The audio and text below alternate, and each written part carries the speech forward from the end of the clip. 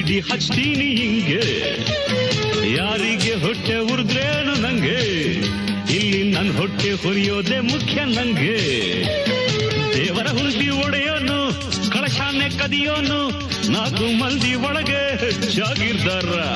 ದಿನವಿಡಿ ಲಂಚ ನುಂಗೋನ್ಗೆ, ಕಳಭಟ್ಟಿ ಇಡಿಸೋನ್ಗೆ, ನಾನೇ ಸುಂಕ ಕೇಳೋ ಬಾಳೆಗಾರ.